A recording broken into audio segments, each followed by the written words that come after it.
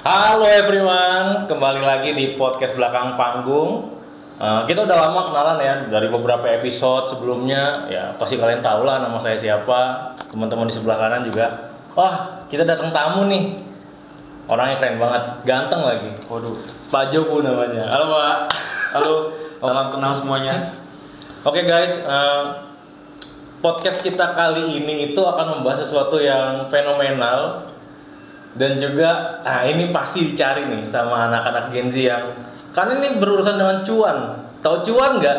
Nih, duit bro. Nah kita ngebahas soal perspektif dari apa sebutannya Pak? UMKM, bukan ya?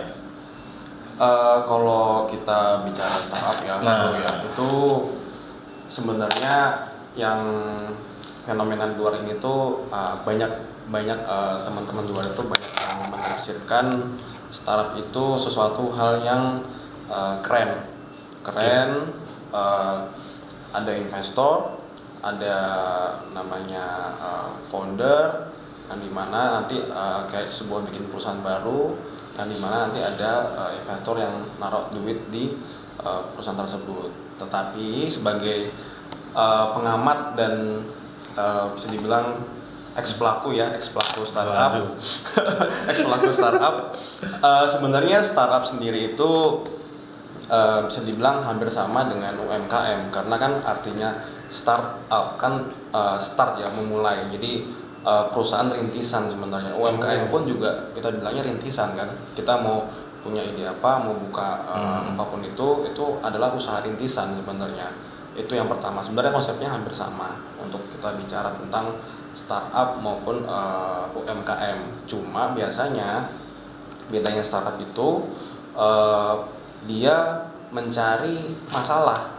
Jadi kan selama ini kalau kita dalam keseharian itu pasti ada beberapa masalah-masalah yang perlu kita solving. Misalnya kayak ini kenapa ya kok kayak gini ya, harusnya kayak gini bisa lah. Berangkat dari situ akhirnya ada sebuah gagasan yang dipikir cukup konkret untuk menyelesaikan sebuah masalah.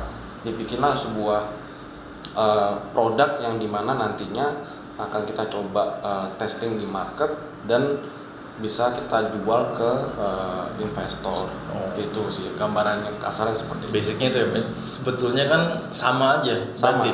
Tapi yang membedakan itu tadi kita kelepas tuh Pak. Yang membedakan itu adalah apa? Contohnya. Kita bisa ambil contoh UMKM itu jualan nasi uduk. Ya. Nah, Betul. kita mau naik kelas nih menjadi Betul. startup. Tapi stop dulu nih sampai di sini nih. Apa tuh? Ini lanjutan dari bisnis yang kemarin kita bicarakan nih. Bisnis yang gadget nih. Makanya kalau saya bukan gadget nih, makanya kita mesti dengerin nih ilmunya nih. Lanjut. Oke. Tadi kita ambil contoh nih guys supaya konkret juga kan. Nah, tadi itu kata kuncinya dari Pak Jobo itu kan konkret. Nah, umumnya di Indonesia itu kan banyak UMKM itu yang jual makanan. Betul. Jarang mungkin ada tapi nggak begitu banyak sama yang jual solusi ya Pak Jobo ya. Kita ambil contoh yang paling gampang. Ada nasi uduk satu hari itu bisa jualan anggap 50 porsi. Betul. Mau jadi startup itu keuntungannya apa Pak dan caranya bagaimana? How do start the startup? Oke.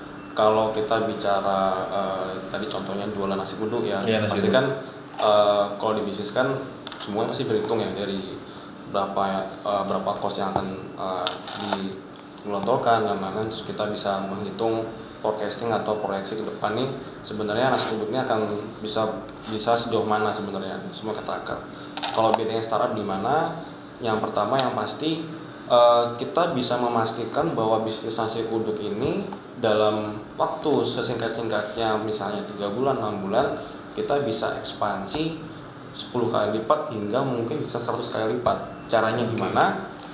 Itu banyak hal. Jadi kan misalnya kalau UMKM kan dia cuma bisa berpikir, oh saya harus buka stand nih di misalnya di kampus mana atau di kantor mana untuk buka nasi uduk segala macam. Kalau di dunia startup nggak harus buka stand, nggak harus kayak gitu. Ini cukup aja bikin kayak sekarang mungkin yang lagi hype adalah cloud kitchen. Jadi sebenarnya dia cuma ada tempat kecil di situ, ya dia ngebusnya online aja cukup. Jadi nggak perlu ada ada yang kayak buka cabang yang dimana membutuhkan cost yang besar pertama. Yang kedua mungkin perizinan ya, perizinan yang kita tahu sekarang ini kan butuh proses yang lumayan lama gitu ya, dan menghabiskan waktu. Jadi di startup itu lebih ke arah berpikir bagaimana dalam waktu sesingkat mungkin tuh bisa langsung cepat 100, 1000, sejuta. Nah itu yang kita janjikan kepada investor kita. Tapi sebetulnya sebelum ke sana, saya pengen tahu nih, apa bedanya sama franchise? Bedanya sama franchise kan dimiliki oleh mereka, Pak. Mereka yang naruh uang ke kita, yakin dengan bisnis kita. Mereka membeli brand sebenarnya, membeli brand kita, bahwa adanya sudah ada proven, mungkin di beberapa waktu lalu mungkin sudah punya portofolio di 5 tahun terakhir, 6 tahun terakhir, dan segala macamnya. Mereka percaya ini baru mereka melakukan franchise seperti itu. Gitu. Jadi lebih ke arah bisa dibilang franchise sebenarnya sih. Iya, beda point of view lah ceritanya. Jadi kalau misalkan franchise itu kita beli brand, jual barang-barang dari brand tersebut. Tapi kalau startup itu brand dari kita sendiri. Kita akselerasi supaya jadi cepat. Betul. Dan valuasinya itu dividen ke investor gitu. Betul. Ya. Yang kita janjikan itu harus bisa terdeliver ke investor. Itu gimana sih Pak? Quote on quote, seandainya nasi uduk yang tadinya itu 1 hari 50 porsi. Betul. Ya kan, kita nggak lepas dari nasi uduk dulu nih supaya gampang dibahas. Terus ternyata gagal pas kita akselerasi, kita startup. Betul. Nggak laku sama sekali malah, jadi 0. Nah, pertanggungjawabannya bagaimana tuh? Apakah ada penghitungan khusus untuk ganti rugi? Ini sebenarnya sebelum kita bicara nggak achieve atau bisa dibilang gagal dan segala macam, biasanya gini, kalau ini sebenarnya agak teoritis, cuma ini yang selalu saya jadikan patokan lah kalau buat startup maupun apapun itu, usaha apapun. Jadi kalau bicara startup sendiri itu ada namanya 3 aspek ya. Jadi dari gagasan, idea, terus kita ukur, measure gitu ya, terus kita pelajari, learn. Jadi 3 hal itu yang selalu berputar sebelum kita jual ke investor. Jadi ada step sebelumnya yang dimana kita harus minimal ada, kita bilangnya MVP ya, minimum valuable product yang kita bisa sajikan di market luas sana, bahwa produk kita ini diterima, mendapatkan feedback dan bagus. Mungkin sampling nggak terlalu banyak lah, mungkin 10-20 sampling. Oke nih feedbacknya mungkin diterima bagus 70-30 gitu ya. Terus baru kita bisa sajikan itu ke investor. Karena investor zaman sekarang ini mungkin nanti agak melebar nih masalah investor nih.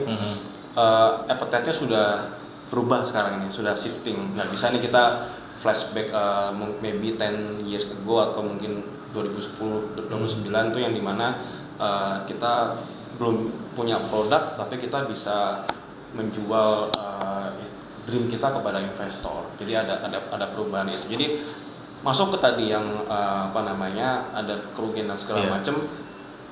Di step itu seharusnya sudah dilakukan, sebelumnya sudah dilakukan seperti itu. Otomatis di step yang berikutnya, jika ada faktor-faktor X yang memang membuat nggak sesuai dengan ekspektasi, harus pivot secepat mungkin.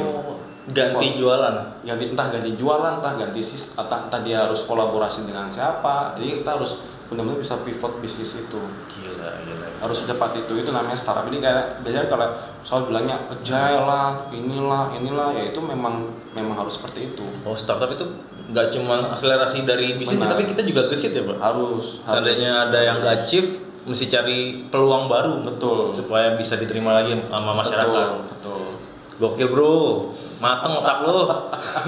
Ini kita brainstorming dulu nih. Betul. Ini masih kulitnya ya Pak ya? Masih kulit. Kita masih standby ya di sini ya. Gila. Nah, tadi kita ngebahas soal gagal itu Pak. Benar. Nah, terus ada nggak sih Pak pengembangan dari investor atau mungkin dari pelaku startup itu sendiri supaya meminimalisir? Tadi kan Bapak bilang udah pivot, tapi udah pivot masih sama, nggak achieve juga. Nah, ada nggak kurun waktu berapa lama kita mesti ganti dagangan atau putus sama investor? Oh, oke. Exit contohnya. Benar. Untuk hal tersebut sebenarnya saya bisa bilang tergantung dari case by case. Jadi memang ada case yang investor itu memberikan investasi yang dimana dikonvert ke sebuah saham perusahaan, yang dimana nantinya bisa dilakukan penjualan kembali kepada investor yang lain atau mungkin diakuisisi oleh siapapun itu yang berminat.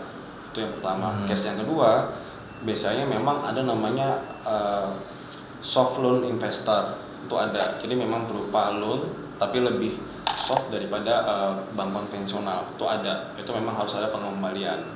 Jadi sebenarnya baik lagi nih case-nya nih, tergantung nih. Kalau memang yang tadi case yang pertama berbentuk saham, biasanya antara investornya itu membantu kita untuk mencari investor yang lain untuk naruh uang lagi gitu ya, untuk kita bisa membuat produk lain dan bisa pivot ke bisnis yang lain-lainnya lagi untuk bisa ada jalan lagi, atau memang ditutup gitu aja, memang resiko bisnis itu. Kalau yang tadi investor loan ya mau nggak mau memang harus ada pengembalian yang dimana biasanya akan melekat ke foundernya pribadi, apakah dia ada jaminan apa, itu mungkin bisa terjadi juga. Oh, jadi selain itu founder harus naruh jaminan ya? Minimal dia naruh semacam ini kan Pak, uang awal ya untuk pendirian PT kan, pasti itu untuk modal awal. Oh ya pasti kan, istilahnya setengah jadi baru dijual lah istilahnya betul, gitu. Betul. Ya kalau sampai tadi itu misalnya fraud atau apa, ya maksudnya tadi ada uang jaminan, maksudnya jaminan dari founder pertama atau gimana? Itu sebenarnya balik lagi ke kesepakatan sih Pak.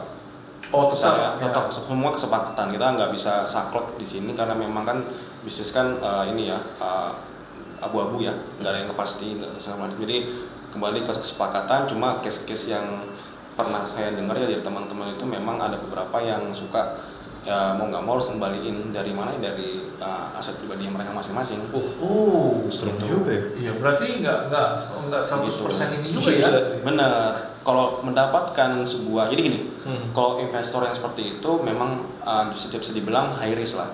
Tapi saya juga pernah punya pengalaman namanya angel investor. Ini yang menarik. Wah. Beda lagi. Gimana Beda lagi. angel investor? Jadi sebetulnya ada berapa investor sih kalau saya boleh tahu? Coba di dulu, ada 3, ada 4, ada 5, atau mungkin setiap kali bisa berubah? Iya. Bisa berubah, Pak. Bisa berubah.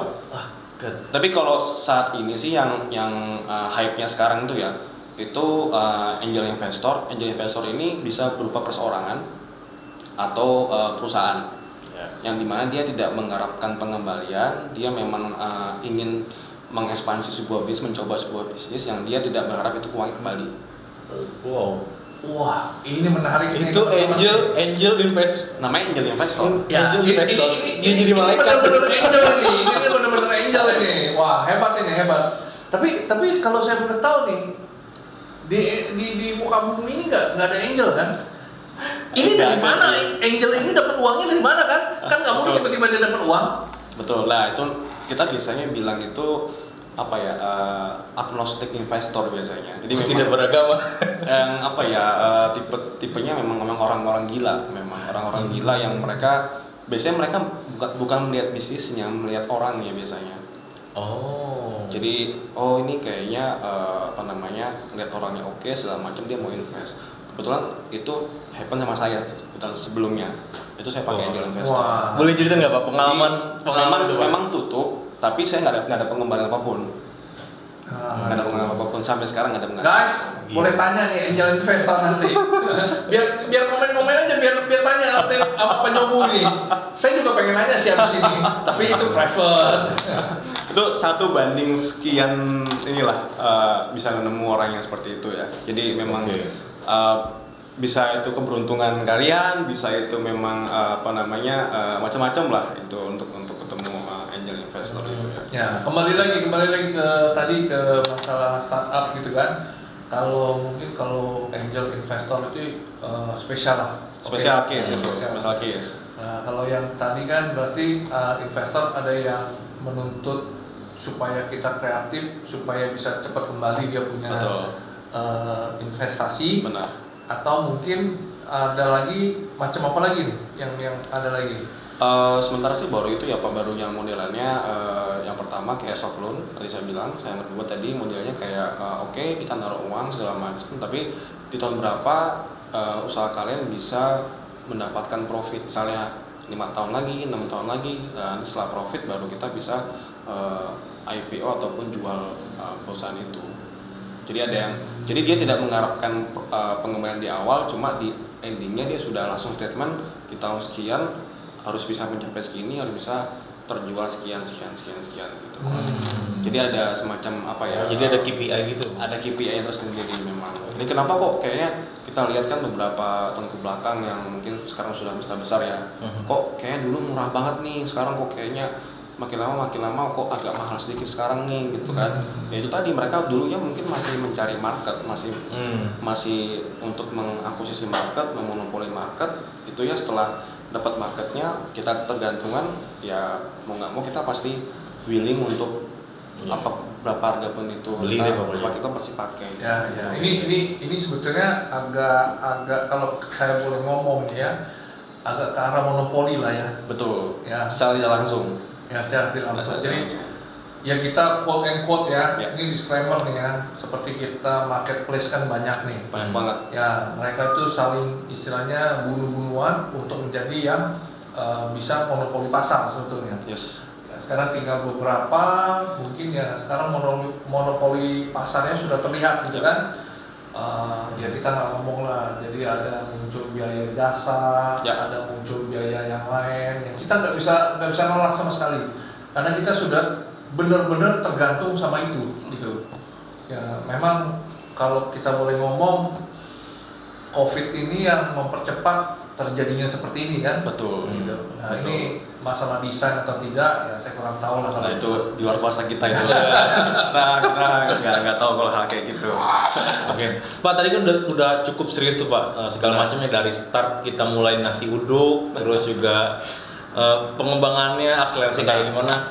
Ada nggak sih Pak cerita atau pengalaman dari Pak Jubu sendiri dark side dari startup? Yang saya tahu ada istilah tuh pom-pom, jadi sengaja dinaikin sampai ke tingkat paling atas, atau di exit langsung roboh nilainya. Ya.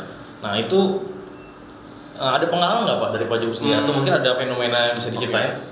Kalau pengalaman mungkin belum ya, karena memang dulu kan sempat bikin startup cuma sampai di early stage ya, terus memang nggak sesuai ekspektasi, akhirnya selesai tutup lah. Jadi belum pernah mengalami pribadi di fase-fase yang di pom banget terus begitu dan terjadi penurunan, itu belum secara pribadi. Cuma kalau memang melihat dan mendengar, kan biasanya kalau dulu kan saya di startup itu pasti selalu ada perkumpulan startup. Jadi apapun itu saya selalu ikut acara-acara yang mungkin hype lah ya, kayak inkubator startup yang diadakan oleh Telkom, akselerator oleh PLN. Banyaklah perusahaan-perusahaan besar yang mereka melakukan itu untuk menggali ide-ide startup di luar sana. Nah, bicara tadi masalah pom-pom segala macam, itu sebenarnya kembali lagi ke goalsnya masing-masing startup itu. Yang misalnya ini kita bicara bisnis, contohnya aja nih, bisnis sampah yang kita hadapi sehari-hari gitu ya. Mungkin kita bicara startup sampah banyak, mungkin teman-teman bisa cek sendiri, banyak banget di internet segala macam banyak. Tapi di situ kan story-nya bagus, kita empowering mungkin tukang sampah untuk menaikkan kelasnya dia, mungkin pakai seragam, terus pakai alat semuanya lebih proper, terus story-nya ini kita empowering manusianya, include sama kita mengurangin sampah-sampah yang tercampur, dipilah dulu agar bisa dilakukan recycle di TPA maupun tempat-tempat recycle. Lah story-story itu akhirnya yang dibungkus lah oleh mungkin bisa dibilang investor maupun startup itu sendiri untuk dibikin sebuah news yang bisa diangkat di market di luar sana. Jadi misalnya startupnya Jobu misalnya, Jogo berhasil nih ada, padahal dia cuma ngelakuinnya mungkin 5-10 kali lah, cuma dibikin seakan-akan tuh sudah menyebar di mana-mana gitu ya. Paham. Terus dibikin ininya baru di up tuh entah di sosial media, di mana di news yang kita kan sudah tersebar online news ya, yang kayak mungkin beberapa media-media lain gitu ya, gitu tuh ya, itu baru tuh di push tuh biar semua orang lihat, wah startup Jogo nih keren nih, dia berhasil empowering gini, wah nilainya naik langsung tinggi tuh kan. Iya, valuasinya fenomenal, Iya. hype gitu kan, langsung banyak investor yang nanya ke kita gitu. Termasuk Iya kayak juga. memperbesar statistik gitu ya. Benar. Ya. Jadi kita sebenarnya cuma ngelakuin 5-10, cuma kita kadang-kadang ngeklaimnya, oh kita kan 10 tapi kan range-nya kita luas ya, kita anggapnya mungkin 100. Wow. Gitu. Jadi Berarti narasinya aja digoreng. narasinya aja. Tapi dasarnya ada, cuma kayak Apakah di-connecting aja. investor nggak melakukan pembelajaran dulu atau survei dulu sebelum dia Nah. melakukan itu? Oh iya, tadi Ini menarik kalau bicara ini, karena bicara investor kan dia nggak cuma punya satu portofolio doang Pak, dia mungkin punya 50, 100, nggak semuanya dia cek satu persatu, cuma cek by data by report, nggak pernah ngecek in the real life-nya. Mungkin cek paling kalau ada event-event tertentu aja yang sifatnya ada acara-acara tertentu baru mereka datang dan segala macam gitu-gitu.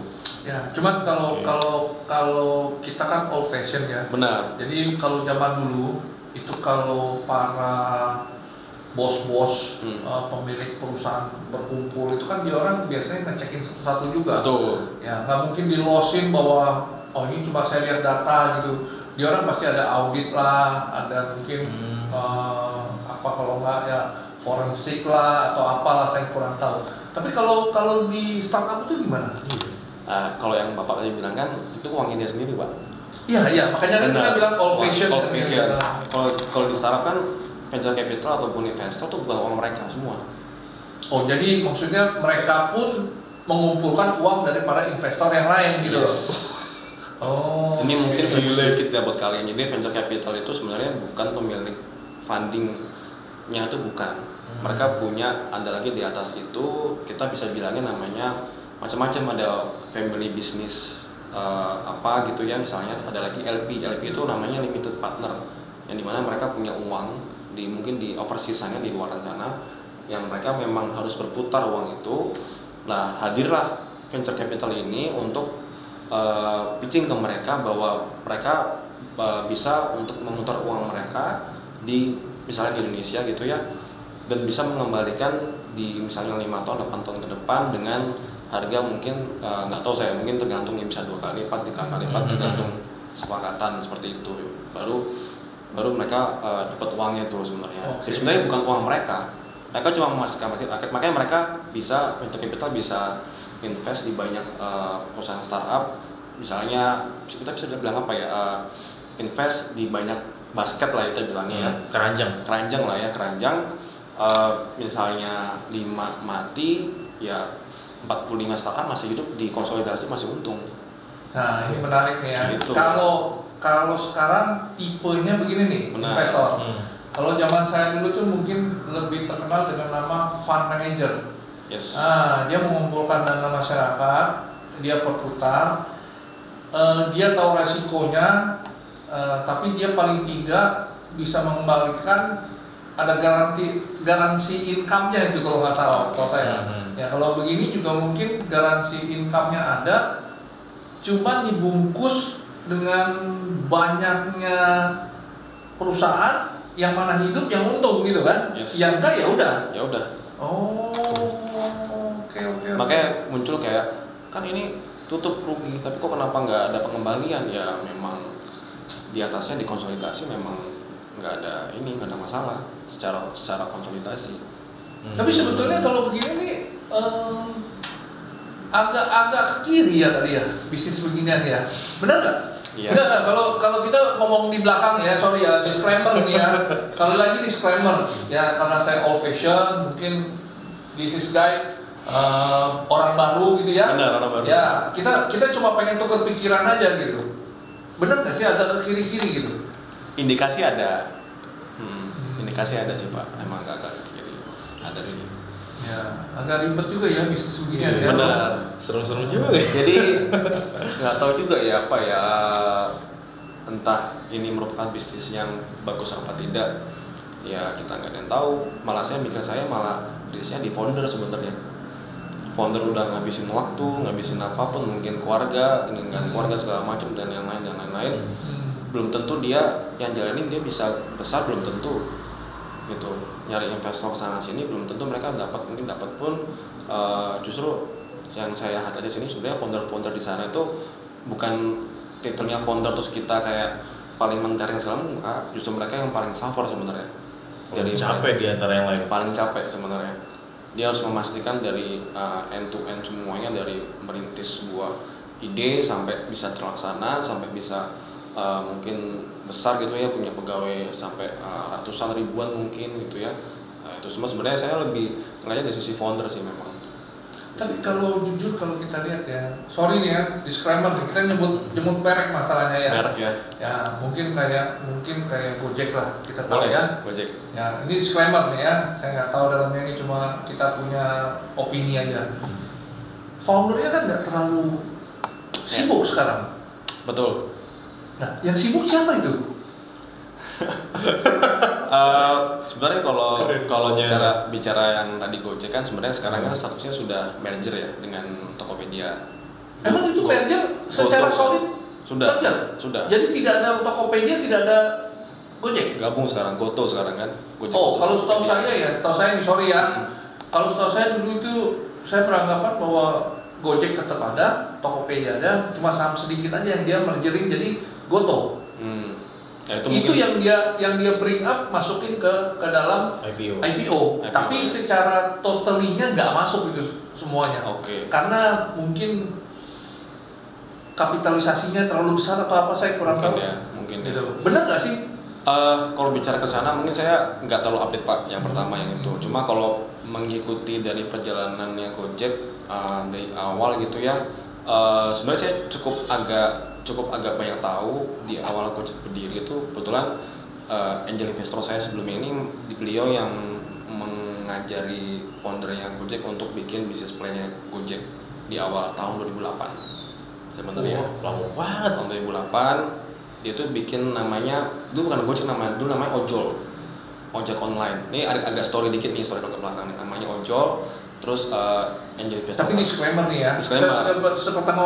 Sepengetahuan Anda kan, bukan ini kan? Bukan. Saya cuma dapat cerita, terus ya ini sekedar sharing aja lah.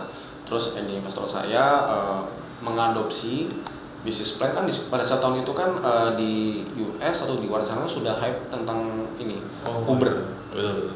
Uber ya, duluan kan? ya. Nah duluan kan. Nah beliau mengadopsi hal itu, diambil ke Indonesia, mengadopsi bisnis plan itu. Akhirnya muncullah sebuah startup baru namanya Ojol, dan akhirnya jadi Gojek. Jadi bicara tentang Gojek, mungkin sedikit cerita historicalnya ya. Jadi memang Gojek itu yang sepengetahuan saya dari teman-teman perkumpulan bercerita, dan kebetulan angel investor saya dulunya mentor dari salah dua foundernya Gojek ya. Mungkin teman-teman sudah tahu lah ya. Sekarang jadi menteri bukan Pak? Sekarang jadi sudah menjadi orang besar sekarang. Ya. Itulah ya. Jadi historicalnya memang dulu itu konsepnya mengambil dari bisnis modelnya Uber sebenarnya, mengadopsi.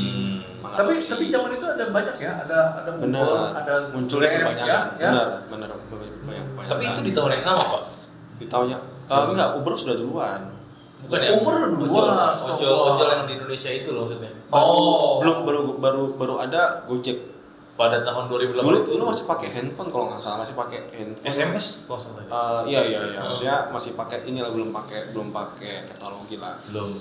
Nah, setelah itu sebenarnya dulu tuh Gojek tuh suffer, nggak ada yang mau investor sebenarnya.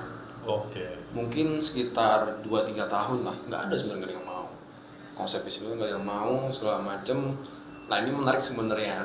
Ada yang masuk investor karena apa? Karena kebetulan memang lucunya di dunia startup ini tuh the powerful of networking lah. Jadi Ya, bagaimanapun tetap networking. Jadi mana-mana itu ya, kebetulan mentornya mereka mengkonekkan dengan salah satu venture capital gitu ya. Mungkin cukup terkenal lah ya, mungkin di teman-teman namanya Northstar. Itu the first investor in Gojek until now. Kalau nggak salah sekarang itu sampai turun gunung gitu si siapa investornya itu sekarang. Kalau nggak salah ya. Maksud turun gunung? Jadi CEO nggak salah sekarang. Oh, dia yang megang Sekarang. Oh, oke. Yang sekarang pegang. Mungkin bisa cek aja, ketik tuh ya namanya investor dari Northstar sendiri. Jadi Northstar itu yang benar-benar lead investor dari awal sampai mungkin 6-7 tahun Pak. Jadi dia terus-terusan tuh jadi lead sampai dia bisa nge-grab beberapa investor lainnya masuk ke Gojek. Baik banget ya. Dan mungkin ini menjadi rahasia umum juga ya, Gojek itu sebenarnya di 9 tahun tuh mereka nggak profit, minus. Memang kalau nggak salah banyak bonus juga untuk meningkat. Itu kan sempat user. hype kan, jadi ojek online kerja gaji 15 juta. Ya lebih hebat daripada kita yang kerja. Anak-anak S1 udah nggak malu lagi tuh Iya. untuk jadi Gojek dan segala macam gitu kan. Cuman itu kan merubah mindset yang secara nggak langsung kita jadi kayak ketergantungan gitu loh, kayak marketnya tuh kebentuk dengan organik sendiri. Iya, seperti yang tadi Pak Juru bilang di awal ya Pak. Mereka untuk mengakuisisi monopoli itu. Mereka nggak ngincer di depan, mereka ngincernya nanti. Sekarang ini nih kita rasain sekarang ini. Iya. Tapi pertanyaannya apakah udah kembali tuh? Itu kalau tanya kembali apa nggak kembali, terakhir update-nya yang saya tahu tuh, saya sempat ketemu itu kebetulan dikenalin sama, saya lupa tuh namanya siapa, mungkin kayak semacam petingginya, salah satu petinggi di Gojek, saya lupa gitu ya, bagian corporate strateginya.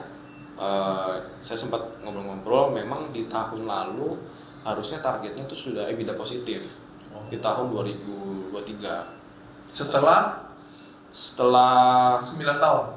lebih ya kali ya, kan dari 28 terus sekarang 2023 mungkin sekitar belasan tahun ya, mungkin berapa tuh, 15 ya, 14 tahun. Apa tadi EBITDA positif. EBITDA positif itu maksudnya apa?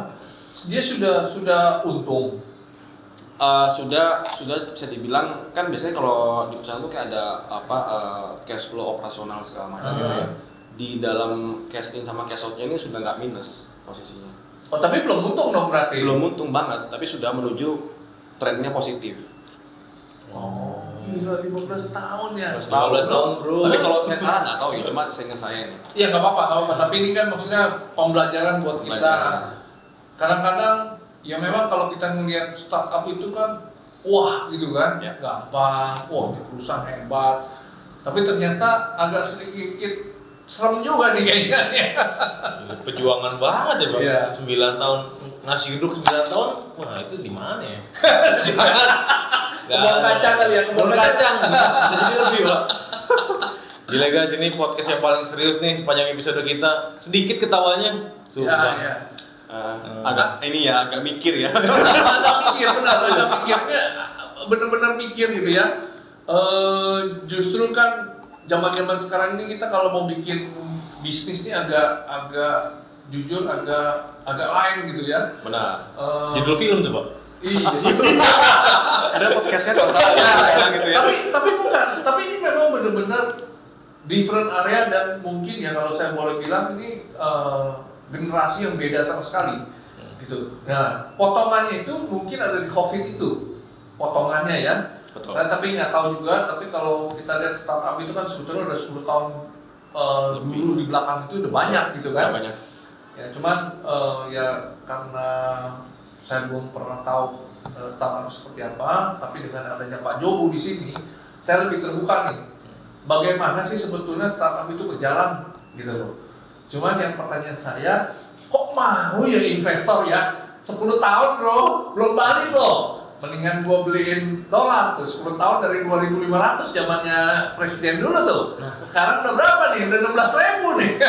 Menarik tuh. sorry, bercanda ya.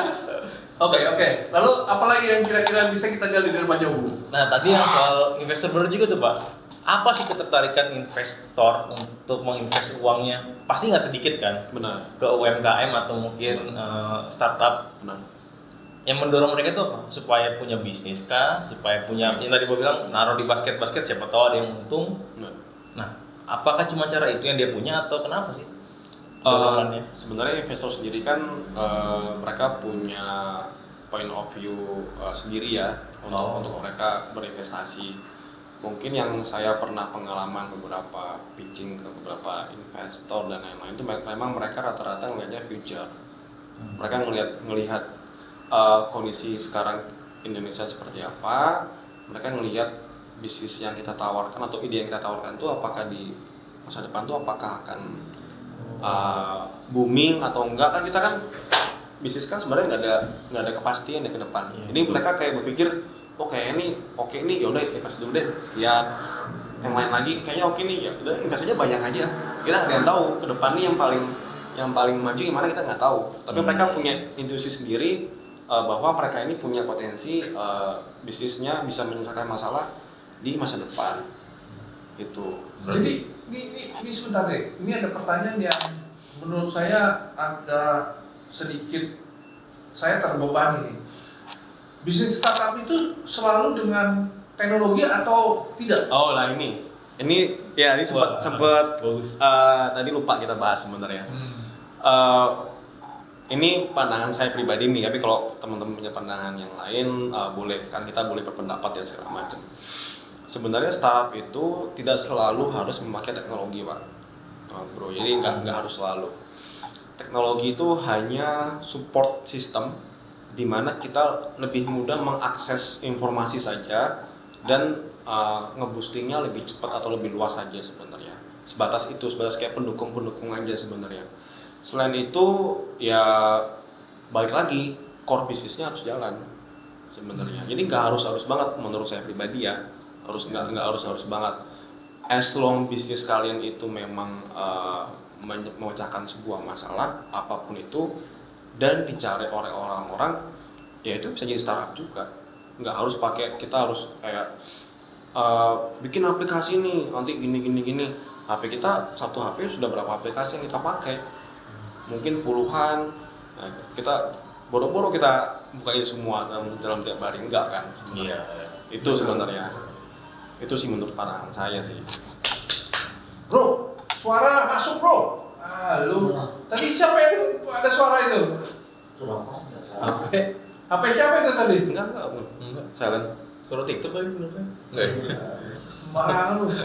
Lanjut, sorry. Jadi gitu guys. Sebetulnya jadi investor tuh sesuai sama tagline kita nih. Nah, bisa dibaca nih. Nah, ini sifatnya yang mesti dipegang sama investor ya, Pak? Benar. The future depends on what we do in present. Jadi Benar. masa depan itu yang kita tentukan ya hari ini. Sekarang ini sebenarnya bicara investor lagi mungkin menambahkan sedikit, itu sekarang mereka banyak yang tidak melihat bisnis sekarang. Mereka melihatnya investing in people. Investing in people. Betul. Karena bisnis bisa nggak sesuai kapanpun. Tadi yang lu bilang nasi uduk gagal nanti harus gimana? Ya depending on people-nya lagi. Mereka bisa pivot sejago apa, bisa menyesuaikan market sepenting apa, balik lagi ke people. Itu sekarang yang investor cari, investing in people, itu sih. Berarti karakter orang yang diincar atau sifatnya kalau misalnya dapat masalah? Lebih ke karakter pasti ya, karakter pasti, sama lebih ke arah ini mungkin ya, kalau saya itu biasanya kan mereka punya parameter sendiri ya untuk bisa melihat ini orang nggak cuma hanya karakter, ini orang punya networking nggak, ini orang punya, jadi mereka banyak aspek bro. Betul. Banyak aspek tuh yang mereka lihat sebenarnya. Jadi sebenarnya nggak semua orang bisa jadi founder sebenarnya. Kecuali anak presiden. Waduh, disclaimer ini. Saya masih ingat tuh ada perkataannya, mengutip dari perkataannya founder Gojek Pak Nadiem itu ya. Semua orang nggak harus jadi founder. Nggak semua orang harus jadi founder. Oh iya dia pernah ngomong di podcast itu. Benar, nggak semua harus jadi founder. Buat apa kita berlomba-lomba menjadi founder? Ada orang yang memang dia menjadi kayak semacam istilahnya mengembangkan perusahaan, misalnya perusahaan sudah ada mereka bisa men-scale itu lebih cepat. Ada juga orang yang memang dia bisa membuat dari nol tapi butuh orang lain untuk bisa nge-boosting itu. Jadi ada gap di sini, ada orang yang bisa nyiptain sesuatu kecil tapi ada orang yang bisa nge-akselerasi itu cepat. Jadi lah orang-orang ini melihatnya ini selalu di sini terus nih, oh jadi founder enak ya, ini begini-begini, nggak harus semua jadi founder. Ya, tapi gimana pun untuk kita membuat sesuatu kita perlu dana, bro. Benar. Nah, ini yang berat kalau misalnya kita memang kadang-kadang kalau pakai dana pribadi itu berat ya. Berat. Kalau di zaman dulu itu kita cari dana dari bank, tapi kalau sekarang kayaknya investor ini.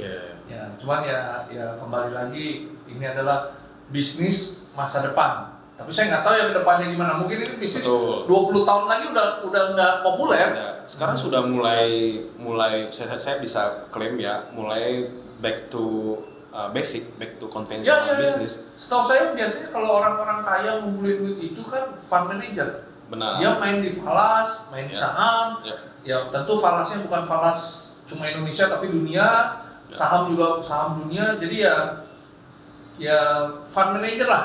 Ya, tapi jujur bisnis startup ini ya baru tahu ini saya. Gitu. Tapi oke lah, ini pembelajaran buat kita semua juga. Dan mungkin ya Pak Jobu, mungkin ini ya umurnya startup juga udah nggak lama lagi kali ya. Ya, kita bisa klaim nggak akan lama lagi sih. Karena sekarang kita misalnya punya ide baru segala macam, kita udah nggak bisa kayak jual konsep, jual paperwork kita jual nggak bisa. Oh iya, kemarin Sekarang ada inkubator juga itu disebutkan.